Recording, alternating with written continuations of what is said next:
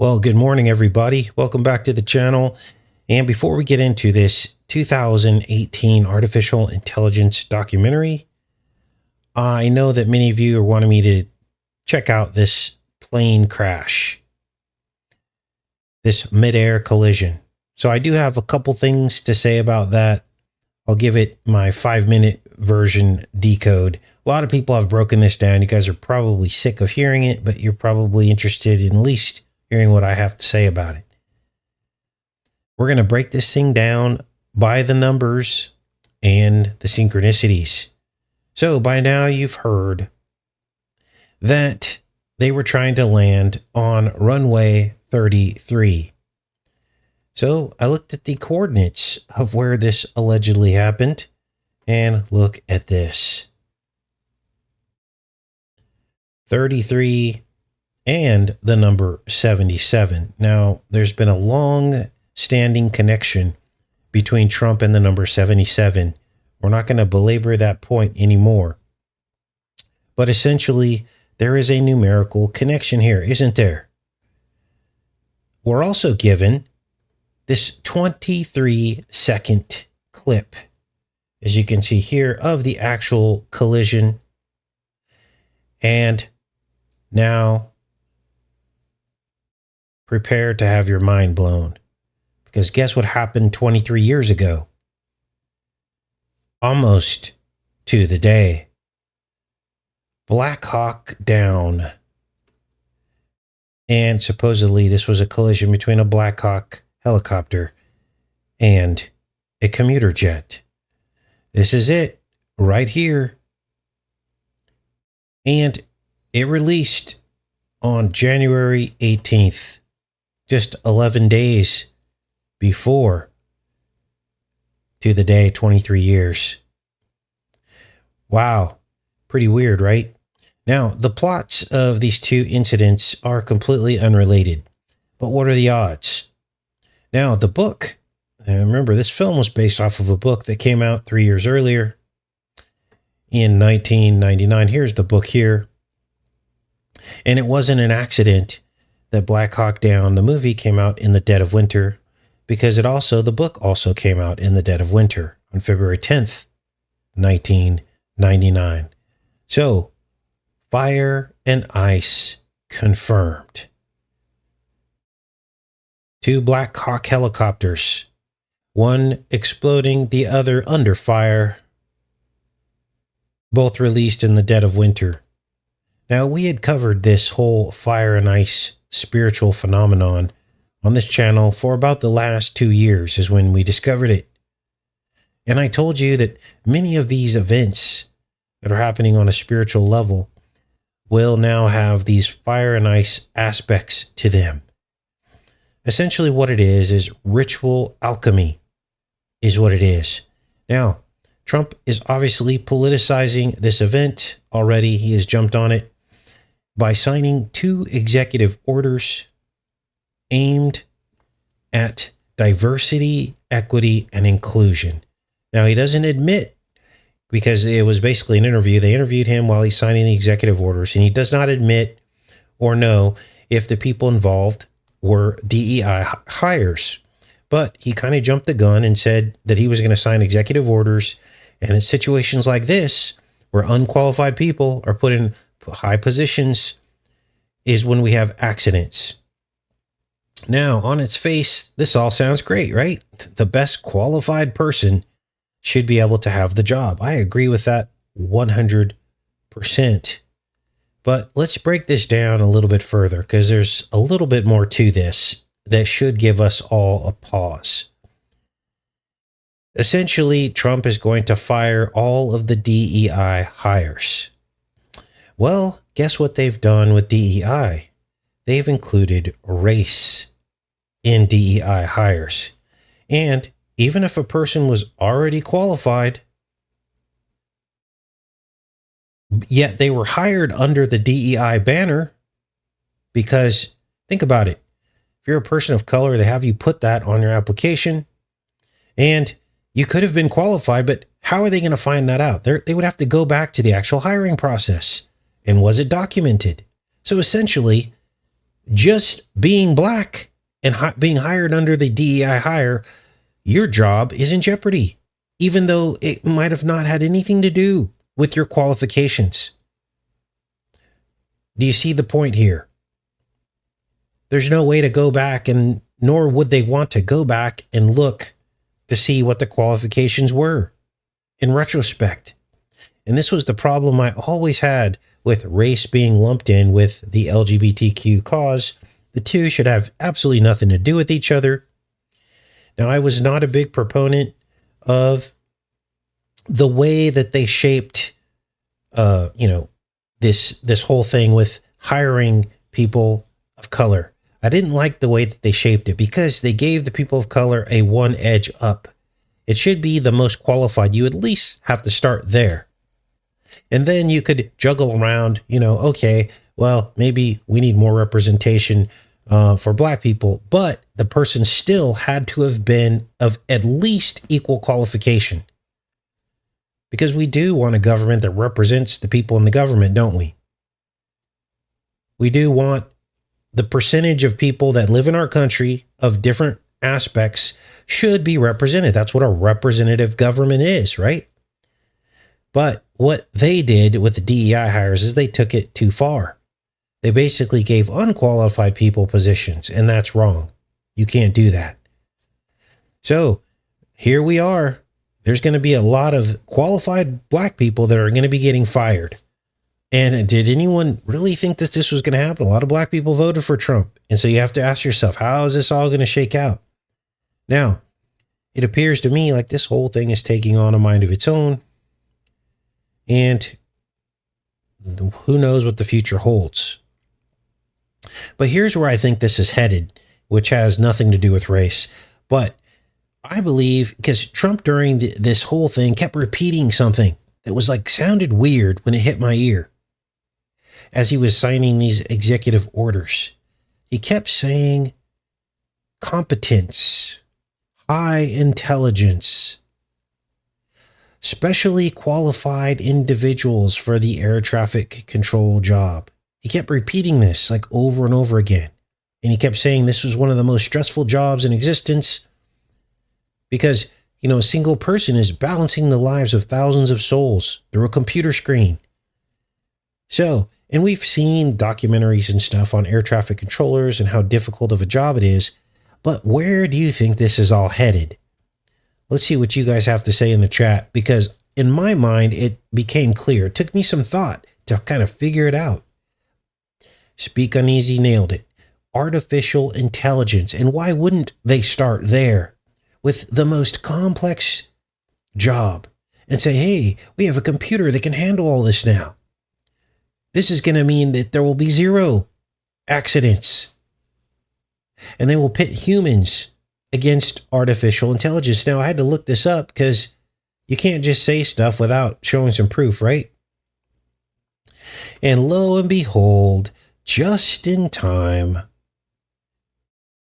July 2024, just last year, they were talking about for the first time how artificial intelligence can assist with air traffic control.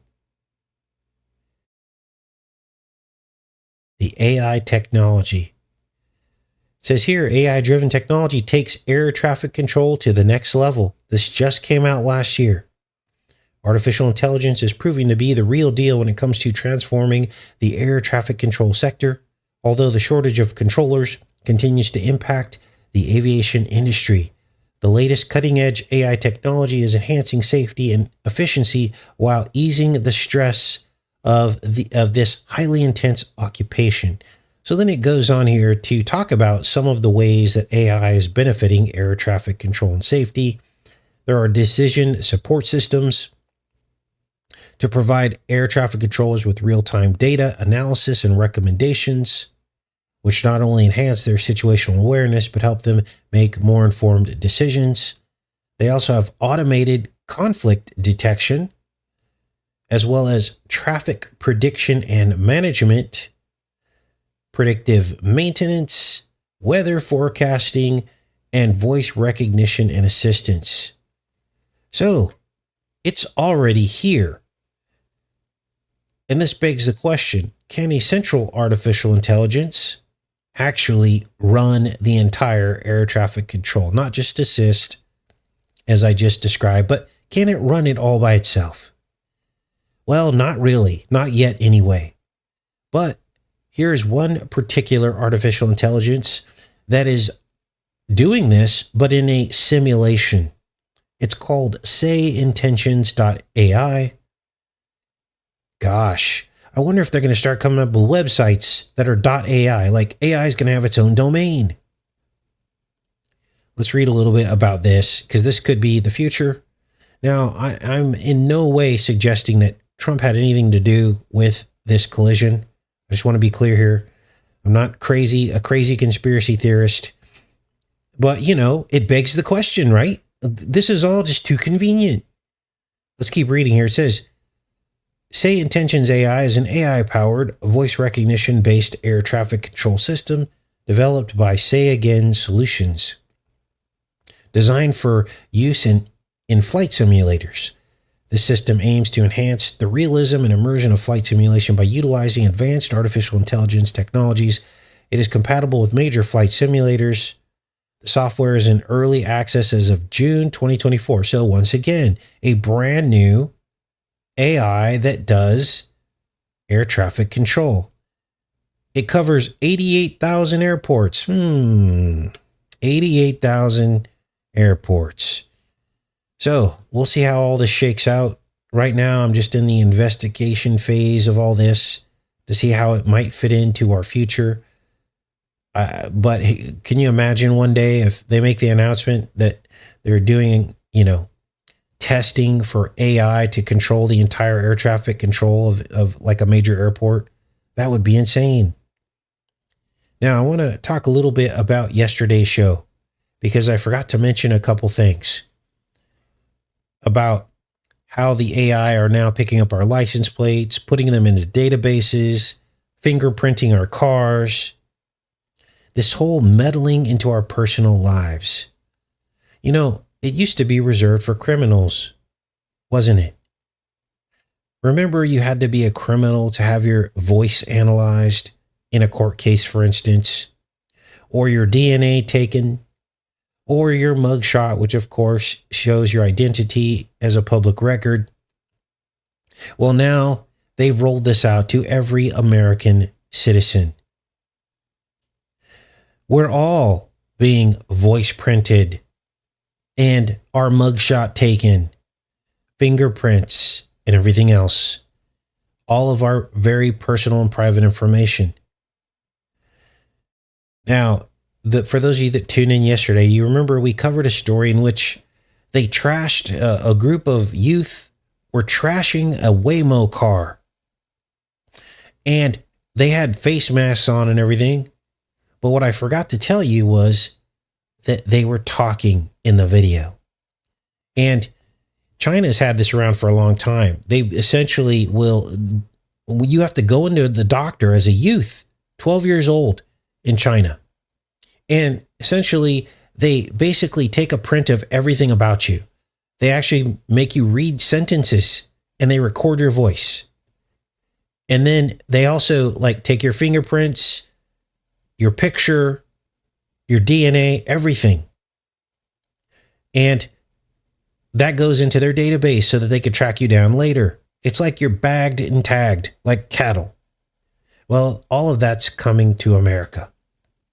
And I thought to myself, when these people were attacking this Waymo car, it was obvious that they were going to use the voice data to find these people, even though their faces weren't shown.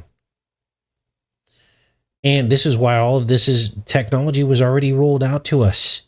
They already have your voice print. When you go on your phone and use your voice recorder, they have your voice print because in the terms and conditions, they're allowed to use that. So we've already prepared ourselves for that. Now, I'm not condemning everyone that uses their phone. I use my voice all the time on my phone.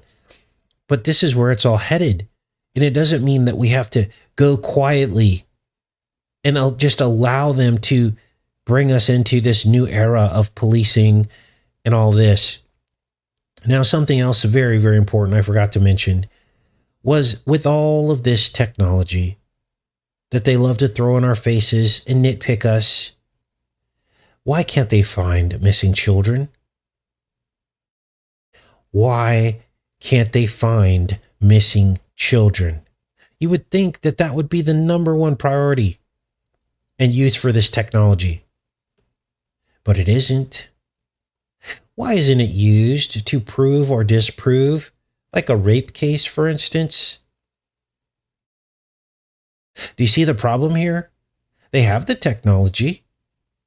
All they'd have to do for a person accusing someone else of rape is go onto their phone and look at the voice and look at the record, pick up the audio on it. Right?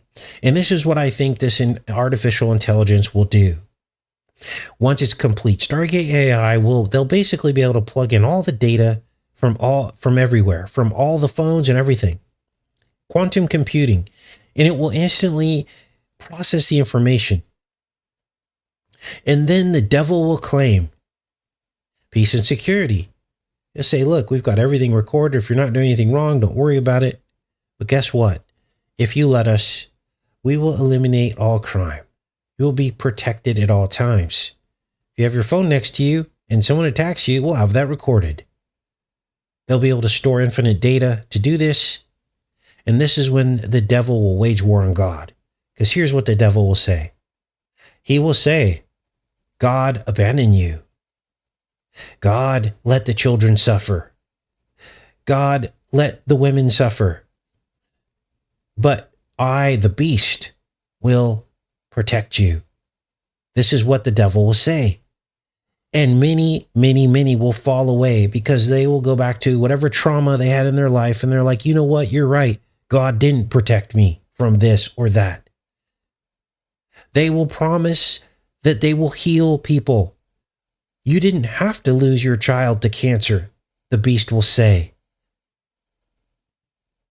It will be like that documentary that we saw, Childhood's End, where the demons come and promise everything. They heal the world.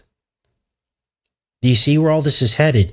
This is why we have to talk about this now, so that when it happens, you will have your armor on. You won't give in to that.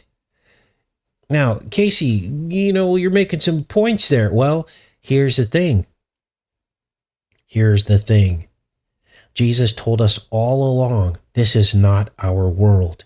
And when you hold on to this world, when you try to preserve your life, in this dimension, you will lose it. He told us straight up. So whatever lie the devil comes up with about, hey, you got to live now. You're living your life now. So this now is what matters. This is why Jesus told us to keep our eyes fixed on heaven. Because otherwise we get stuck here and we think about the misery here in this life. And then the devil can creep in and try to convince us that God has abandoned us. Now here's the sick thing. The devil is the one that created the misery so he could then solve the problem. I want to be very clear here. The devil is the one that created the misery so he could solve the problem. How do we know this? Because the Bible tells us this. He says, my people perish from lack of knowledge. In other words, if we knew the truth, remember the devil is the liar. If we knew the truth, there wouldn't be so much suffering in the world, would there? People would live long, healthy lives, probably wouldn't be cancer. Children would be safe. But the devil created the problem because he rules this world. Now, the other thing before we get into this documentary that upsets me is that the law enforcement is so underhanded about revealing their methods for catching people. Essentially, we live in one giant entrapment situation, don't we? Remember back in the 90s, it used to be illegal for a cop to hide behind a bush to catch you speeding. I don't know, maybe I'm having a Mandela moment, but I remember that was against the law. A cop couldn't hide in an alley or behind a corner. The cop had to be in plain sight, easily visible, so that you had a chance to not get in trouble. Well, now the cops are all undercover. They're hiding behind bushes and alleys and drones. We live in an entirely different era now. And that's only 20 years ago that this changed. So it's not that people are intending to break the law, but we want to be informed so we could stay as far away from the line as possible and not step over it. Because nobody wants to deal with fines and court fees and harassment. Now, let's go back in time. 7 years ago. On this channel, I uploaded this documentary, which was actually pulled from even older videos.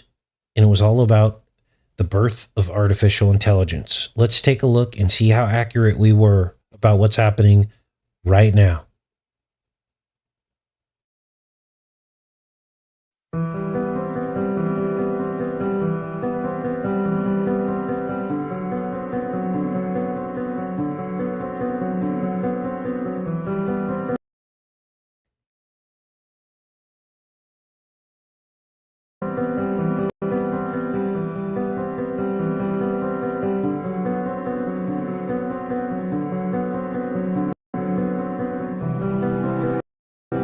Now, I may pause this intermittently so that you guys can see what's going on. These are clips from the film Artificial Intelligence, the movie.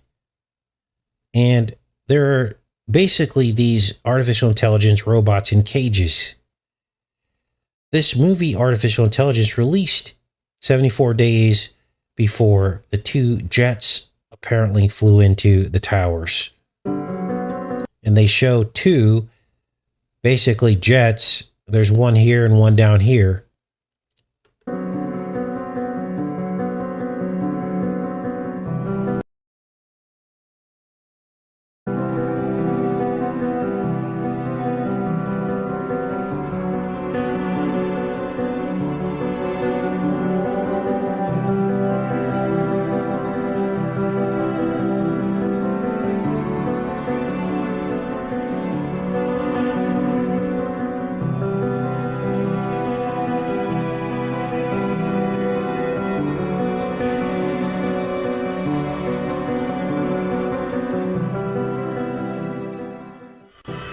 And of course, you just saw them send one of the, androids as a ball of flame into what looked like the jet. Destination.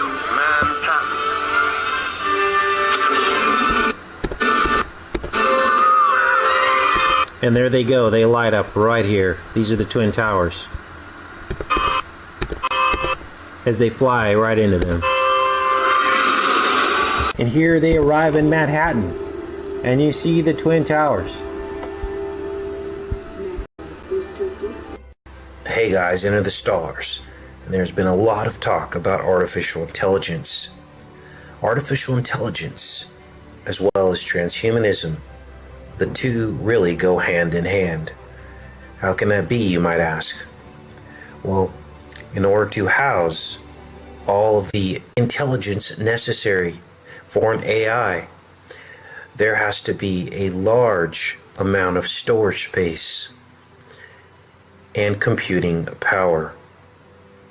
And so once they have achieved the ability to house an artificial intelligence with all the necessary storage space and computing power, then they believe that they'll also be able to store a human soul.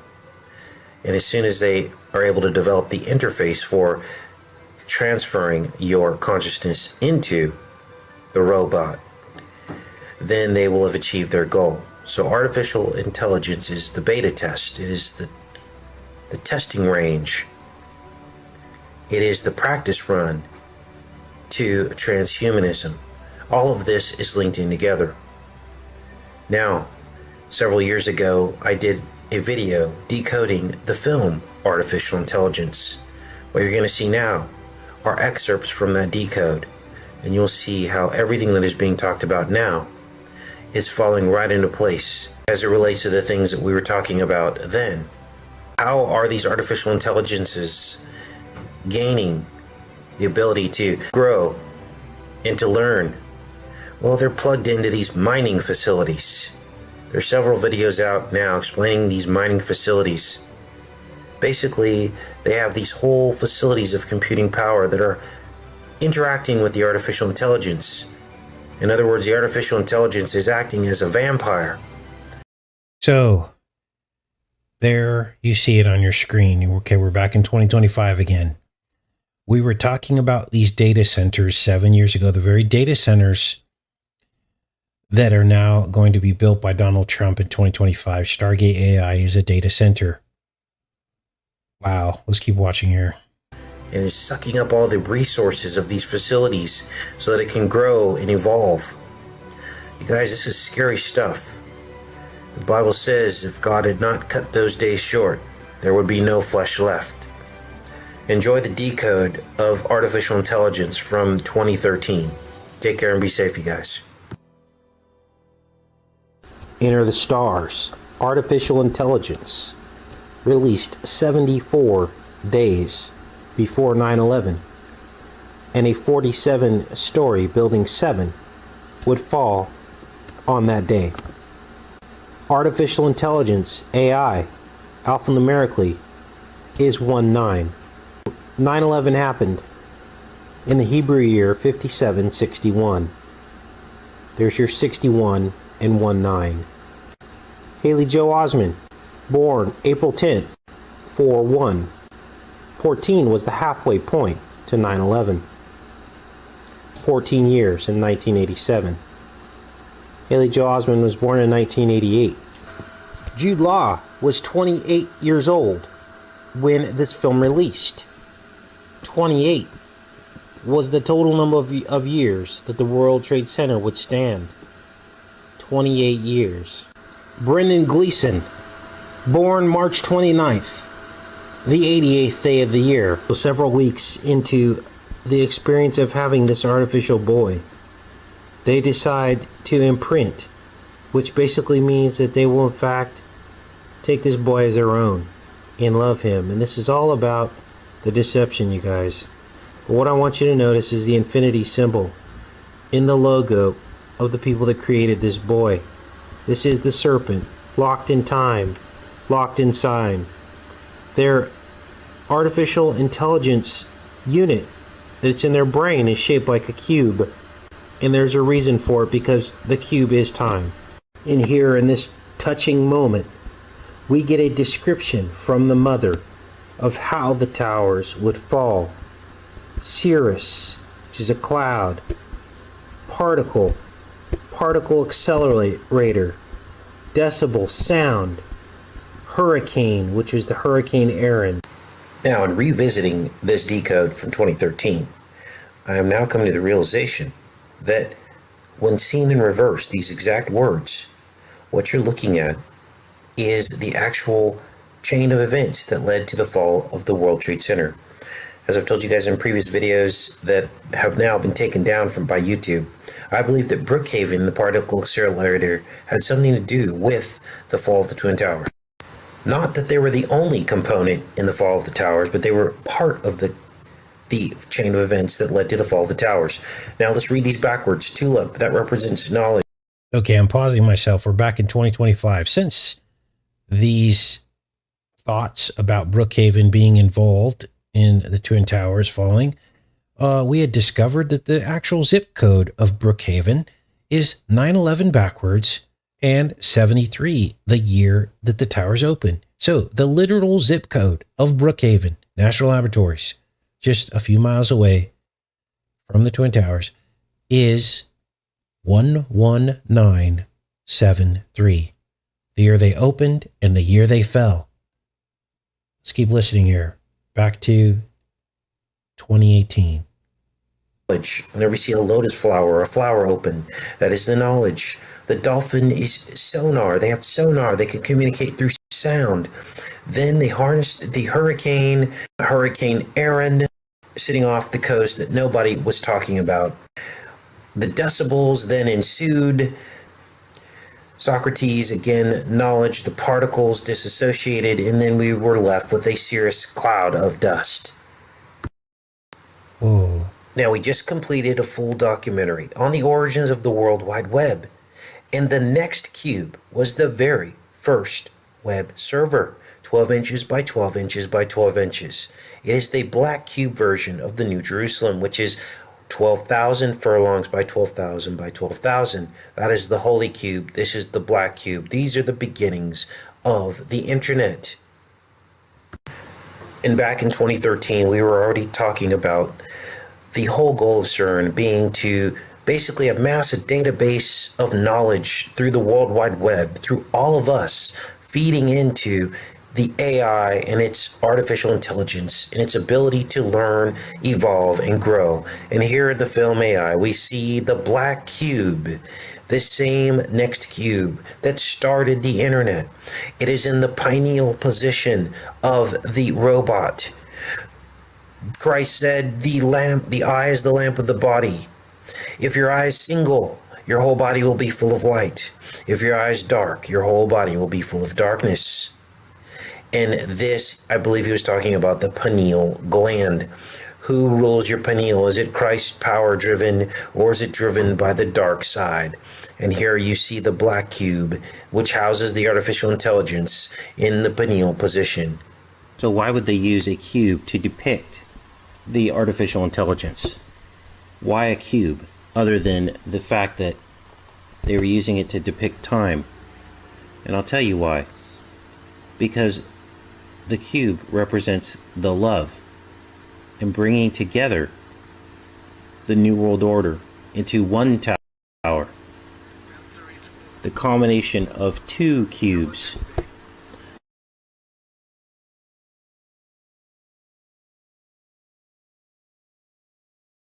So now when I say that, let's go back a little bit here so you guys can see this. When I say that they worship this cube, right? It's because this is their reality, this cube. This is what they worship. And these are the reflecting pools, of course, the former footprint of the Slim Towers. We're just going to start calling them Slim Towers because we don't want to get this video flagged. And essentially, they built these monuments, and then in its place, they combined these two cubes into an anti-prism. An anti-prism basically is two cubes smashed together. And that was the One World Trade Freedom Tower. So let's keep watching here. I think I might talk about that in this documentary. This is ground zero. The cube combined into one Freedom Tower to show the love of the New World Order. And this film was all about what would you do for love? An artificial boy. See, they show us exactly what they're doing. In this part, the mother's reading Pinocchio to the kids, and she talks about making 8 baskets and then 16. Now, why is 8 and 16 important? August 16th. Now, what's so important about August 16th? Well, let's take a look. August 16th, that date encodes the life and the birth of the World Trade Center. The birth, 1973, 37 backwards, and the life is 28 years. Now, the story was by Stanley Kubrick, and we know that Stanley Kubrick doesn't do anything by accident. So in this sequence, we see the boys eating spinach. When she goes to stop the boys from doing that, she hits an apple, and the apple rolls across the table.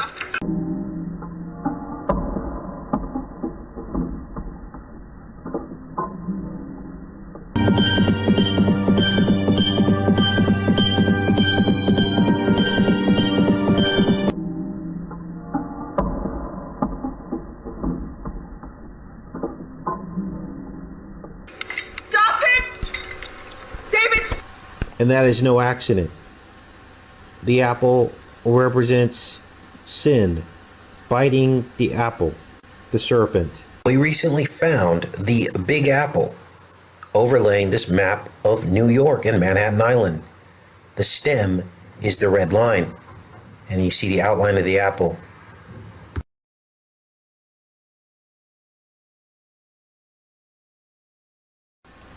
Stop it! And the green spinach has symbolism as well. Green, the serpent, the apple. See how it all fits together? Now, in this film, they like to use the play on words. So they call the robots mecha. Listen. And this theme is repeated over and over again. But here, when you have eyes to see, you understand what that means. Mecca is also the Kaaba at Mecca. Okay, this is the Kaaba stone, the cube. But Mecca is also the World Trade Center. We've shown that as well. Now, what a lot of people don't realize is that Flight 93 Memorial also points to Mecca. So here is the Ground Zero, of course, which looks like Mecca. And here is the Flight 93 Memorial. And there are studies out there showing that this memorial, in fact, aligns to Mecca. And here you see the two jet propellers, two airplanes, shot into the Mecca. And now that you know what Mecca means, you'll start to understand this whole scene. There's the Mecca. And they're locked in cube cages, and that's the World Trade Center. There's the countdown, and they shoot the two planes into the World Trade Center, the Mecca.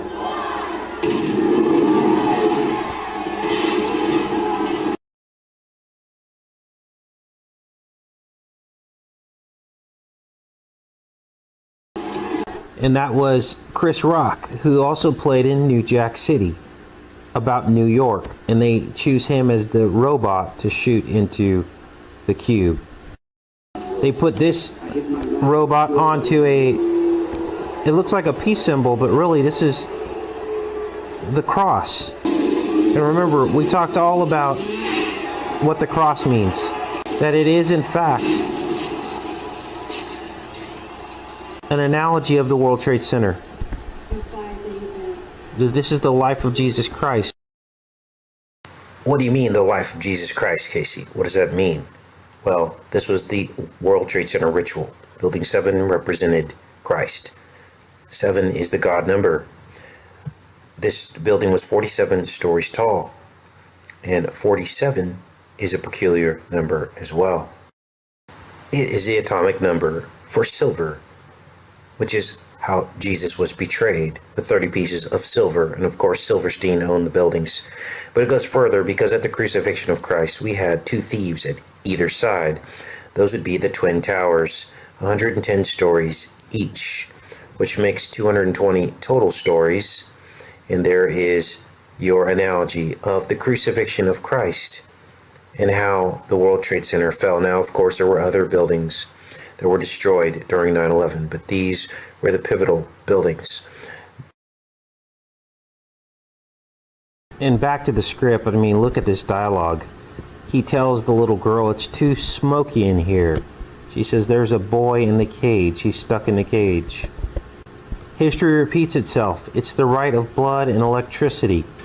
When the opportunities avail themselves, they pick away at us, cutting away our numbers so they can maintain numerical superiority. So David is the boy, and he represents the bloodline of Jesus Christ. Now we understand.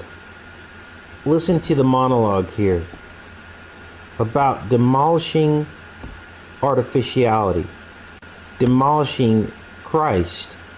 This is the accusation, the accuser.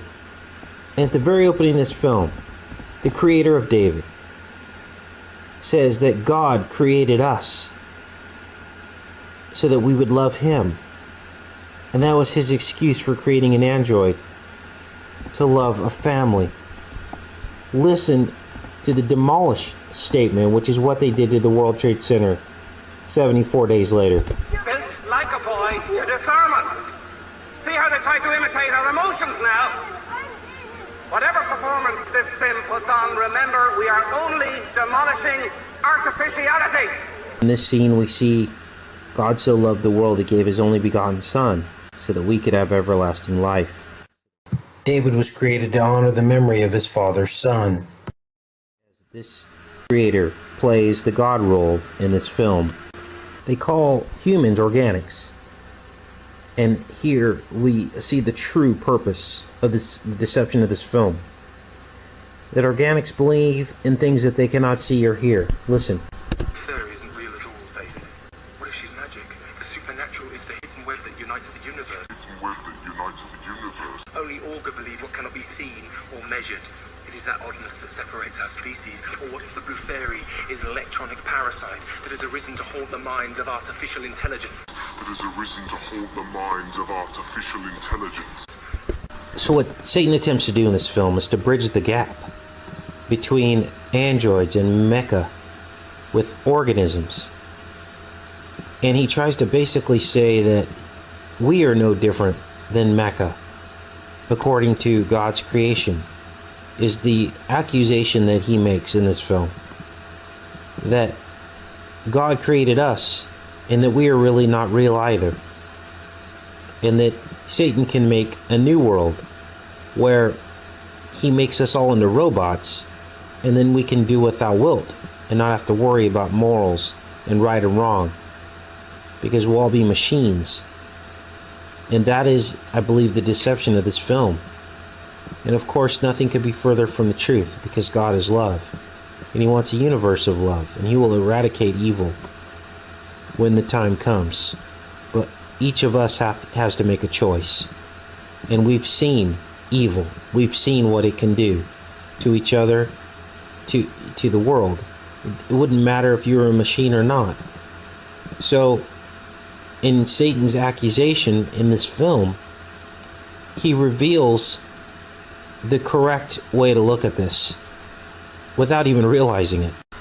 And because this is a film all about love, love is depicted both ways.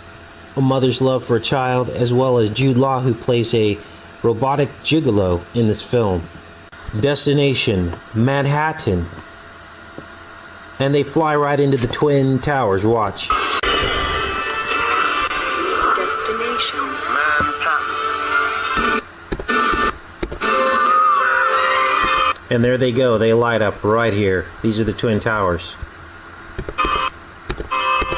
As they fly right into them.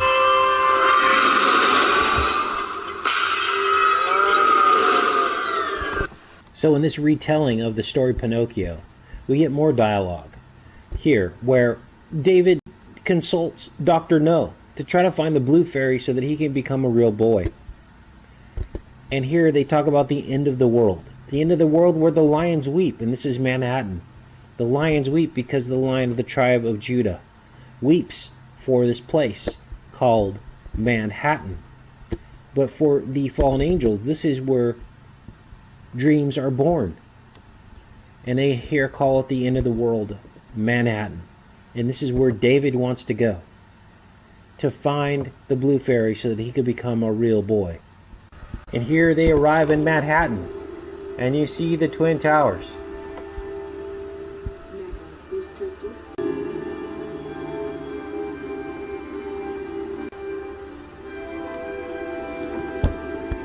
Here we get the all-seeing eye symbology, with David as the iris in God's image.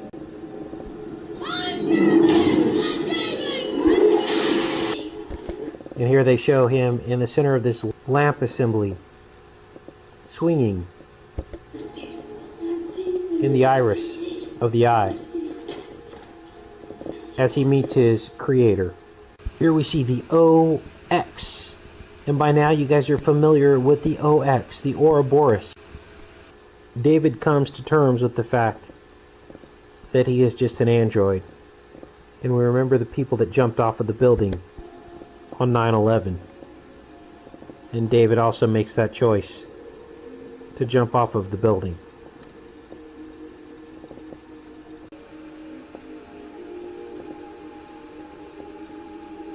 Whoa, wait, hold on. Is that the Bonwit Teller?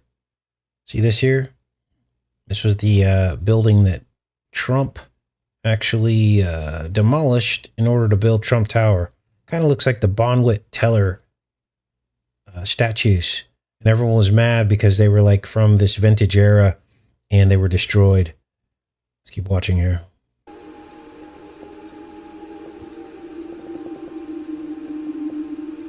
Here we get the fish of I Pet Goat.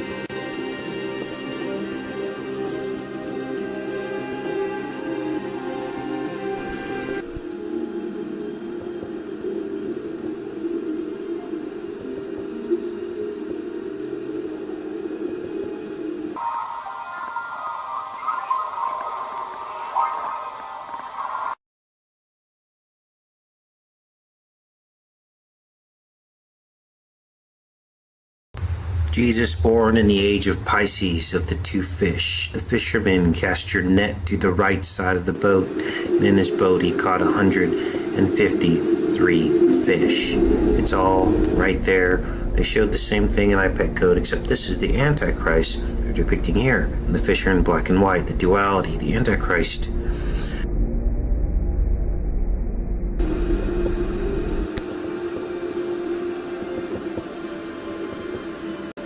So David finds Coney Island under the ocean. So you could also kind of look at this as David baptized, right? Falling in the water. Okay, let's keep watching. So David finds Coney Island under the ocean and the blue ferry.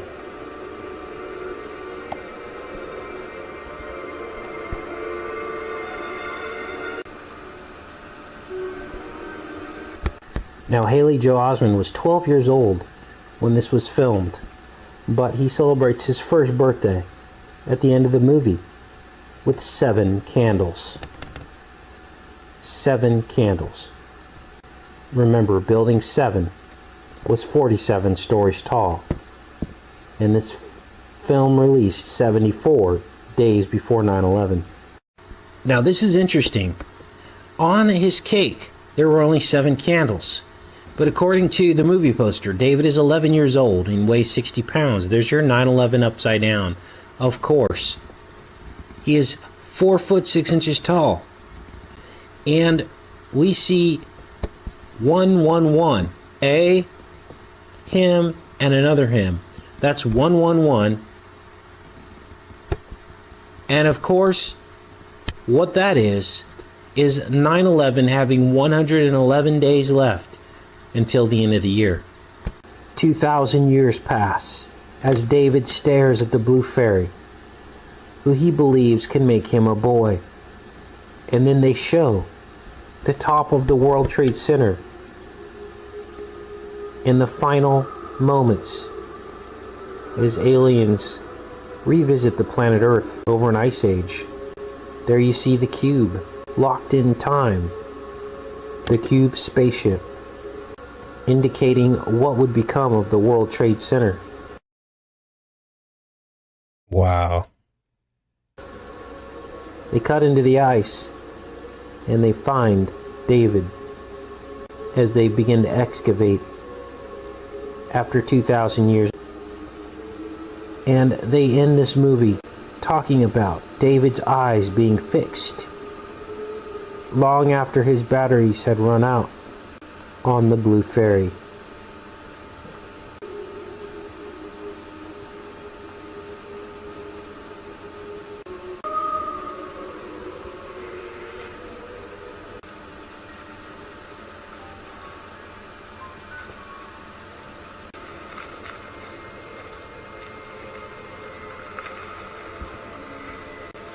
Keep your eyes fixed on Christ. He's the only way out of the cube. And now we know who the blue fairy really is. The blue fairy is artificial intelligence. 20 years it's been since Deep Blue. AI, a chess game. Whoa! Deep Seek. Draw deeps. Warp speed. Wow, this is from 7 years ago, you guys. Let's keep watching. The name of a chess game that actually beat one of the top chess players 20 years ago. IBM's Deep Blue computer stunned the world by becoming the first machine to beat a reigning world chess champion in a 6-game match. What else is blue? Artificial intelligence. It's also Blue Prism. Collaborates with Microsoft to deliver digital workforce capabilities to global enterprise clients. This is also artificial intelligence. Now you know the truth. Take care and be safe, you guys. Well, I'm pretty blown away. Wow. So we were on the trail of the deep. Remember, this is about going within. Going within. And thank goodness for better editing and technical skills over the years. Obviously, we're coming through much louder and clearer now than ever before. So thank the Lord for that, for helping us bring this channel to at least a level where it can be easier to watch, because I know that was a little bit tough to watch because it was blurry and everything else. But we were right over the target. And now here we are with all these chat GPTs, Deep Blue, Deep Seek, Stargate AI, more and more data centers. The entire society now is going to be based on this technology, whereas before it was just people talking about something fun, right? Artificial intelligence 8 years ago was just something fun. Now it's going to run everything, just as we said it would. Wow. Shocking. All right, I'm in the chat for a little bit, you guys. I don't want to make this show too long today. Now, Sunday, we're going to break down the entire history of Greenland, what the people over there have been through, why Trump wants to take control of it. It's not what you think, and what the people there want. And the Tool Society, we're going to talk about all that on Sunday. Oh, man. You know, it's crazy. I didn't even rewatch that yet. I was like, I'm just going to play this and see what we find out, right? I didn't want to rewatch the documentary until we watched it together. I wasn't expecting all of those connections. Now, you're probably thinking, Casey, why were you so focused on the whole Blind 11 aspect and the Slim Towers? Well, remember, these events are catalyzing events. They're portals into the next phase of things, right? So that's how it works. That was a catalyzing event.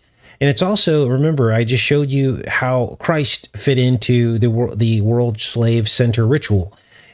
It was the crucifixion. It was the two towers and Christ in the middle. Now, I didn't do a really good job of explaining that in the documentary, but let me explain it to you one more time so you can make sense of this, okay? And this will drive it all home for you. The center opened in 73. It fell down in 2001. That's 28 years. Exactly halfway in the timeline, the 14th year, which was 1987, that's when Building 7 opened. It opened in between the two, the building and the destruction. That's not an accident. What that suggests is, because Building 7 opened at exactly a halfway point in the timeline, that it shouldn't have known the other half of the timeline, right? It shouldn't have known that there were only going to be 14 years left. Does this make sense? I hope it is. That suggests foreknowledge. Now, not only was Building 7 open at the exact halfway point, we had all this ritual, what do you call it? Ritual songs that came out in 87. Meet Me Halfway, over the top soundtrack from the movie of arm wrestling. Two people, wrestling arms, twin people, Meet Me Halfway. And then there was the Bon Jovi song, We're Halfway There. Wasn't the name of the song, but was in the lyrics. So this was the ritual. Now the other giveaway is the 47 stories tall that the Building 7 was. Now why was that a giveaway? Well, guess what? Guess what the Hebrew year of 1987 was? 5747. So it opened in the Hebrew year of the exact number of stories that it had.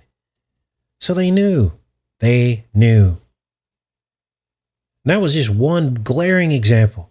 Now, why would they make it a Christ ritual? That's the other question you probably have.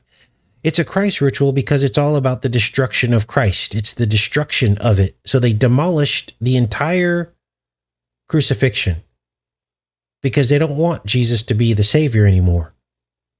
They want to be the Savior. And that's why they rebuilt it in their Tower of Babel image. A sulfur molecule. A sulfur molecule is the shape of the One World Trade Freedom Tower. It's an antiprism, which is the shape of a sulfur molecule. It's a crown. It looks like a crown. The S8 sulfur molecule, which interestingly is what destroyed Sodom and Gomorrah. Sulfur, fire and brimstone. Do you see now that this is all spiritual? So they tore down the two thieves. Remember, everything was stolen on that day. All this money disappeared. Thieves at the crucifixion. They tore it all down and they built it back into one. And it just so happens that then we entered the era of all of these different designations for sexuality, right? Non-binary, binary, and all these things. That kind of started with Obama after Bush. And so that's the combining of everything. It's like you don't know what anyone is anymore. And of course, the devil himself is unisex, isn't he? So that just explains to you a little bit more about what this is really all about. It's about tearing down Christ and building in his new image. Now, it's interesting because Chris Rock was in that movie. And what happened to Chris Rock? He's the Christ, right? Christ rock. The rock, build on rock, the rock of Christ, not sinking sand. And who slapped him?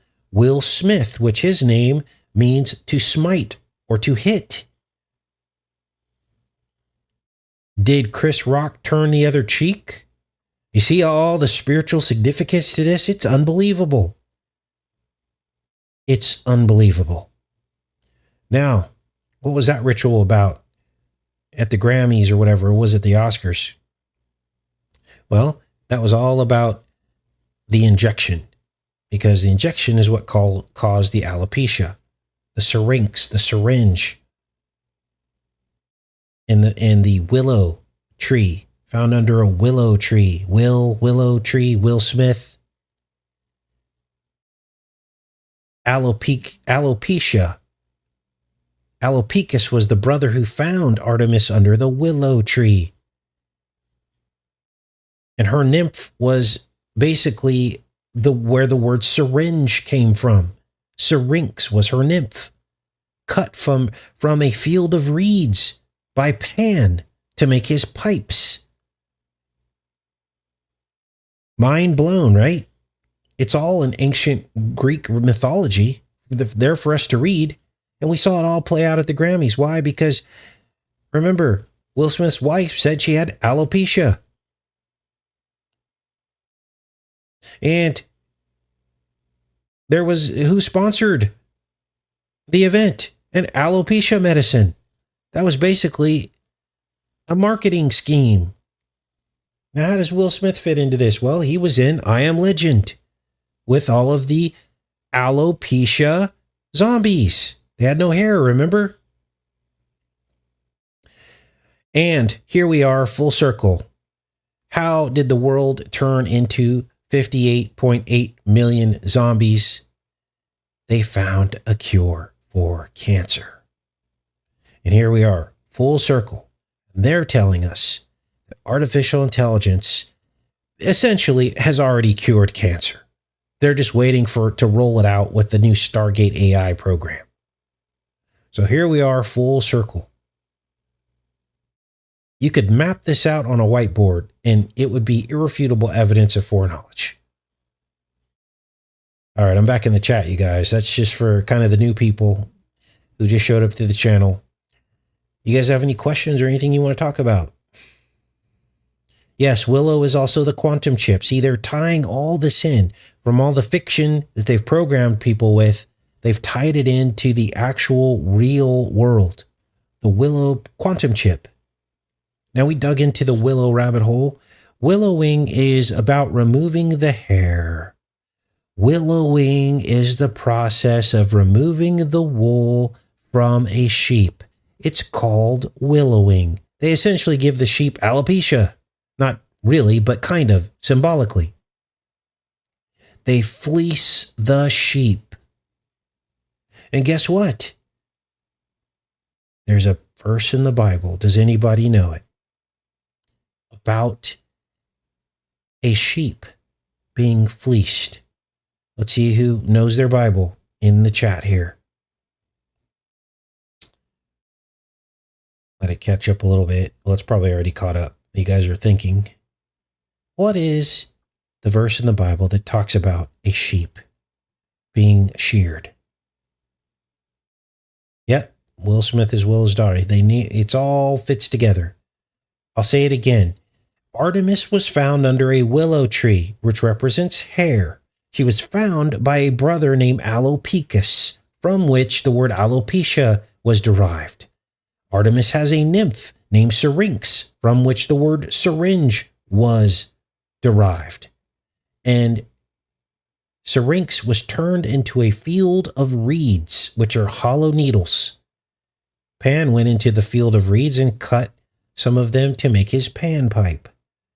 So the verse that comes to mind is that a lamb who is sheared sits silent. And now you know where the silence of the lambs came from. It's actually from the Bible. A lamb sits silent as it is being sheared. That's literally in the Bible. So,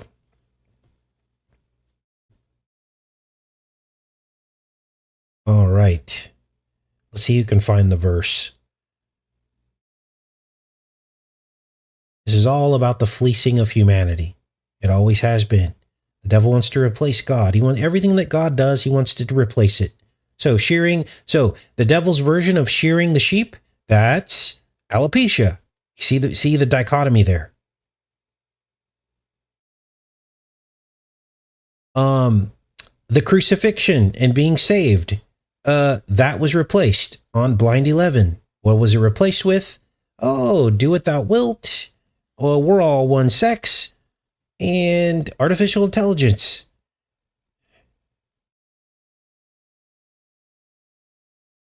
Okay. Yes, reeds grow in the swamp. Great point, Bill. Shearing a sheep reminded me of the way they access their vulnerability. Let's look it up. Okay, let's see here. Bible, shear, sheep, silent.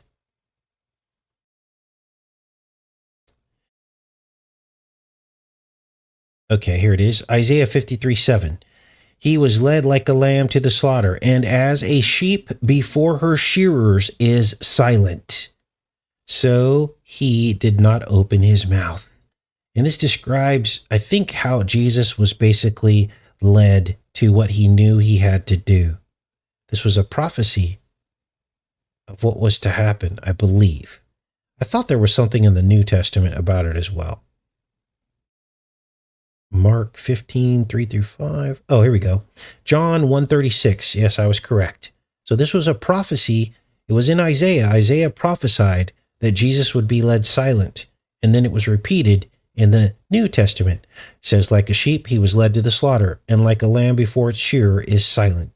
So he opens not his mouth. Mind blown. So, thanks for that. Some of you had figured it out. Thank you.